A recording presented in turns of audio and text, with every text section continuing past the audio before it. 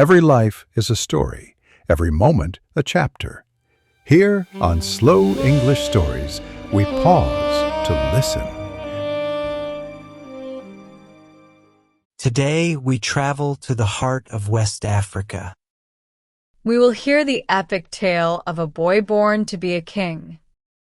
A boy who had to overcome great darkness to find his destiny. Listen. Let the story of ancient Mali be carried to you. Let it travel on the evening air. Let the words of the griot, the keeper of memories, paint a picture in your mind. This is the story of Sundiata Keita, the Lion King. His destiny was written in the stars, but his journey was walked on the hard earth. Our story begins long ago, in the 13th century.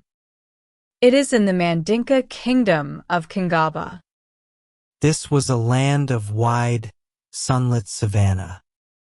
Great baobab trees watched the centuries pass, and the mighty Niger River flowed like a life-giving vein.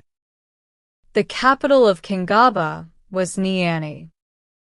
It was a city of round houses made from earth. The houses had roofs of straw. It was a place of farmers, blacksmiths, and traders. The king of the Mandinka people was Ner Maghen Konate. He was a handsome and just ruler. He was beloved by his people. He had a wife, the proud and beautiful Sasso Mabarit. And they had a strong, healthy son named Dankaran Tuman. The king's life was good. His kingdom was at peace, and his line was secure. But destiny is a river with many turns. One day, a hunter came to the king's court. He was a soothsayer, a man who could read the secrets of the world. He bowed before the king and spoke of the future. "O great king," he said, "a great change is coming. Your destiny is tied to a woman you have not yet met. Soon, 2 hunters will come to your city. They will bring a woman with them. She will not be beautiful. She will be ugly, with a hunchback. But you must marry this woman, for she will give you a son who will be the greatest king of all. His name will make Mali immortal forever." The king listened. His heart was filled with wonder and confusion. How could a great king come from such a woman? But he respected the ways of magic and fate. Not long after, the soothsayer's prediction came true. 2 hunters arrived at Niani. With them was a woman named Sagalin Kande. She was exactly as the prophecy described. Her back was bent in a hump. Her eyes were large and strange. She was not beautiful in the way of other women. The hunters told the king a strange story. She was connected to the great and terrible buffalo of dew. This magical beast had terrorized a nearby kingdom. They had defeated the buffalo. An old woman gave them Sagalin as their reward, for she was the buffalo's spirit in human form. Remembering the prophecy, the king knew what he must do. He took Sagalin as his second wife. But their union was not easy. Sagalin had great spiritual power. For many nights, her spirit fought the king and kept him away. The king was determined to fulfill the prophecy. He finally frightened her so deeply that she fainted. In that moment, her spirit left her body. That night, the seed of a king was planted. That night, Sundiata was conceived. In time, Sogolin gave birth to a son. The kingdom waited to see the prince from the prophecy. But when they saw the child, they were disappointed. The boy, named Sundiata, was weak. He could not stand. He could not walk. For years, he crawled on the ground like an animal. He had a head so large it seemed too heavy for his neck. His eyes were big and silent. The people of the court whispered, "Was this the great king they were promised? This quiet, greedy, crippled child?" The king's first wife, Sasoma Barit, was filled with scorn. Her own son, Dankaran Tuman, was strong and proud. She looked at Sogolin and her useless son, and she laughed. She and her friends mocked Sogolin every day. Their cruel words were like sharp stones. Sogolin's heart was heavy with pain and shame. She was a woman of great knowledge, a sorceress who knew the secrets of herbs and plants. She tried everything to heal her son, but no magic seemed to work. But King Ner-Maghan did not lose faith.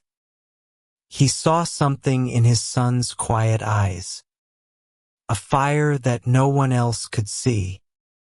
He knew the prophecy was true. One day, he called for his most trusted griot. The man's name was Bala Fasek. A griot is a living library, a keeper of history. The king said, "You will be my son's griot.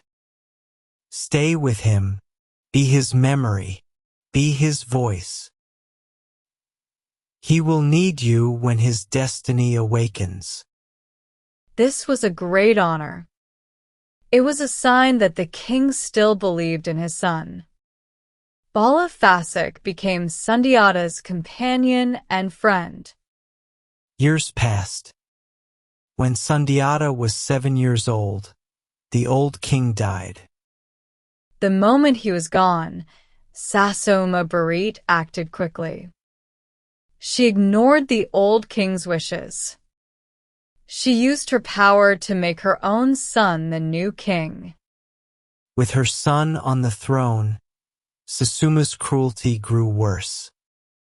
She moved Sogolin and Sundiata to a poor corner of the palace. The humiliation was constant. One day, Sogolin went to ask for a baobab leaf. Sasoma said loudly, "My son can climb the tree for fresh leaves." "But your son crawls on the ground like a lizard." The other women laughed. Sogolin turned away, her face wet with silent tears. She went back to her hut, her heart broken. Sundiata saw his mother's tears. He saw her shame. And inside his small, weak body, something powerful and ancient woke up. He crawled to his mother. His voice was clear and strong for the first time. "Mother, do not cry," he said. "Today I will walk." He sent a message to the royal blacksmith. "Make me the heaviest, strongest iron bar you can forge." The blacksmiths worked all day. They brought a massive iron bar. 6 men were needed to carry it. They placed it on the ground in front of Sundiata. The whole court came to watch. Sasoma and her son were there. They expected to see him fail. Sundiata took the iron bar in his hands. He trembled with effort. He pulled with all his might. A great cry came from his throat. like a lion's roar. And then slowly he began to rise. He stood up on two legs that had never held him before. He stood tall. But his strength was so immense, so supernatural, that the thick iron bar bent under the pressure, curved into the shape of a great bow. A gasp of shock and fear went through the crowd. Sundiata, the crippled boy, was standing. But he was not finished. He walked out of the hut. He went to the great baobab tree. With his bare hands, he grabbed its trunk. He pulled the entire tree out of the earth, roots and all. He carried it back to his mother's hut. He laid it at her feet. "Mother," he said, "now you have the whole tree. You will never have to ask for leaves again." In that moment, Bala Fasik, his griot, began to sing. He played his kora, and the music filled the air. He sang of the lion prince, whose destiny had awakened. From that day on, everything changed. Sundiata was no longer a boy to be laughed at. He grew strong and became a great hunter. The people began to see the leader from the prophecy. This new popularity terrified Queen Sasoma. She saw that the people loved Sundiata more than her son. She knew she had to get rid of him. First, she sent for the 9 great witches of Mali. They held dark and secret powers. She ordered them to kill the young prince. The witches went to Sagalin's garden. They pretended to steal vegetables. They wanted to make Sundiata angry, so they would have a reason to use their magic. But when Sundiata found them, he did not get angry. He smiled and said, "Take what you need. My mother's garden is for everyone." The witches were amazed by his kindness. They went back to Sasoma. They told her they could not harm such a good person. Instead, they promised to protect him. Sasuma's plan had failed. Her fear turned to hate. Life in Niani became impossible for Sagalin and her children. Sagalin knew they had to leave. With a heavy heart, she made a difficult choice. They had to go into exile. Their journey was long and hard. They walked from one kingdom to another, seeking safety. But many kings were afraid of Sasuma's anger. They refused to help the exiles. This long walk was Sundiata's true education. He learned to be patient, to be clever. He learned to understand the hearts of men. At last, they arrived in the kingdom of Mima. The king, Musa Tunkara, was a good and wise ruler. He saw the courage in young Sundiata. He gave them a place to live. In Mima, Sundiata grew into a man. He became a great warrior. He was famous for his bravery in battle. The king admired him so much. He made Sundiata his second in command. He even named him heir to the throne of Mima. But his mother, Sagalin, never let him forget his purpose. "Your destiny is not here," she would say. "It is in Mali. You must be ready when your people call for you." While Sundiata was in exile, a dark shadow fell over his homeland. A new power had risen in the land of the Saso.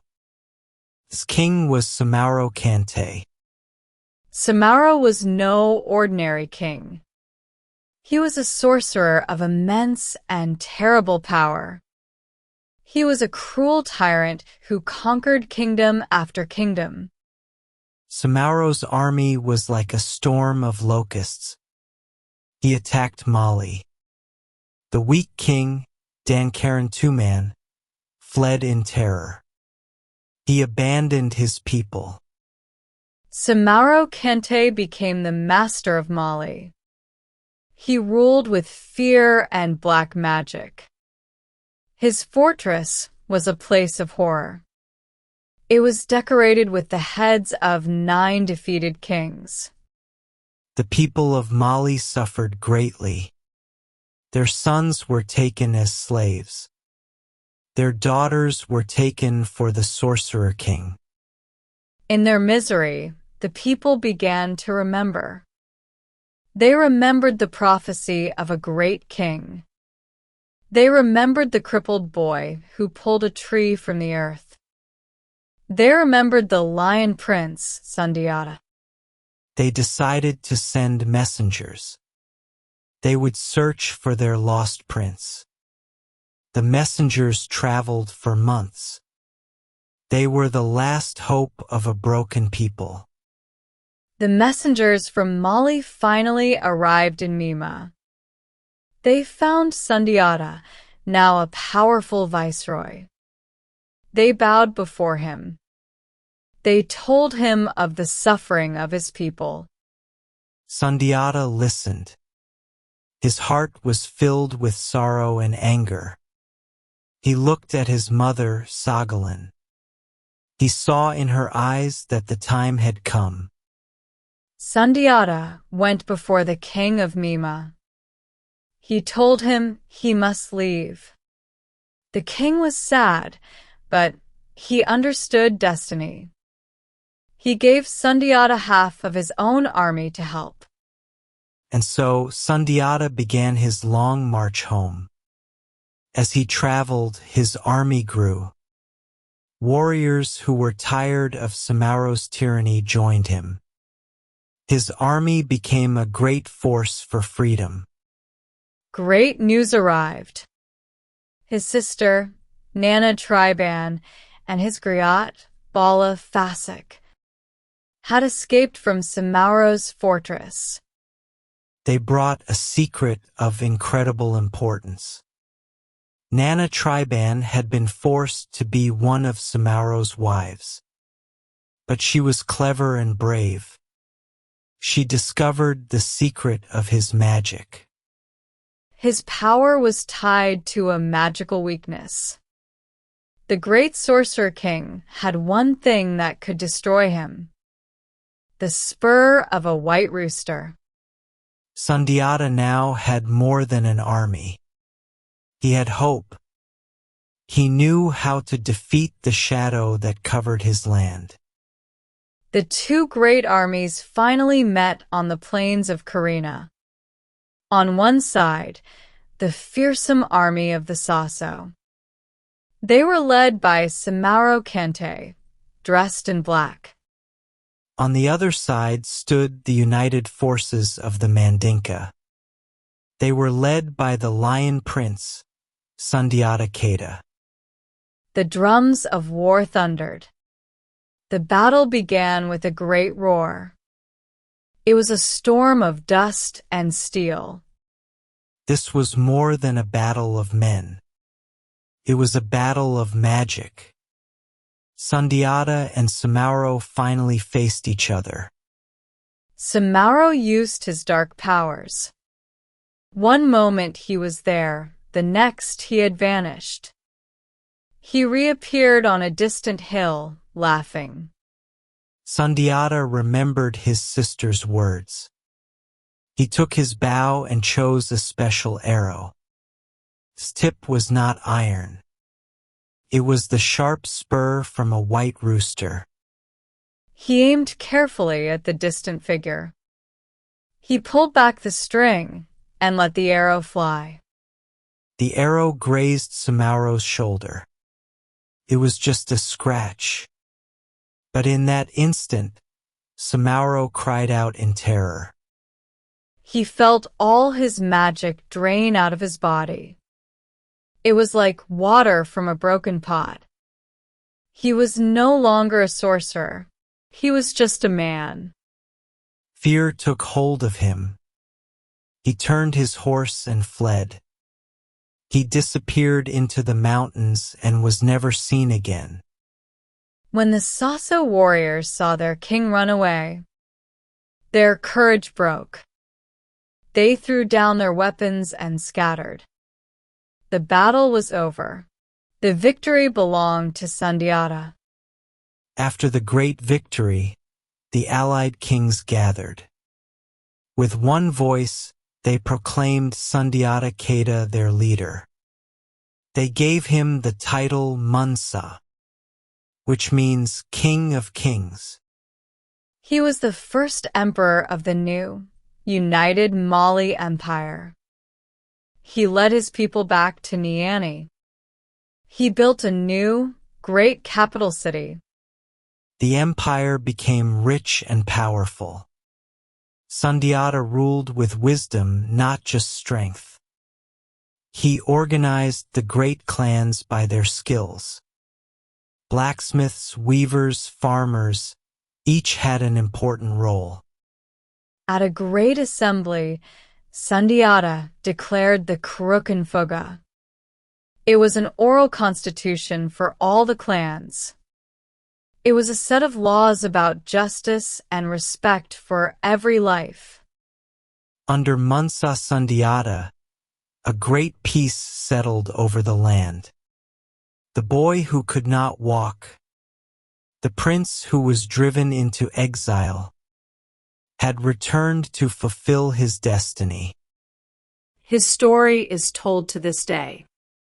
It is carried on the voices of the griots, a memory that will live forever.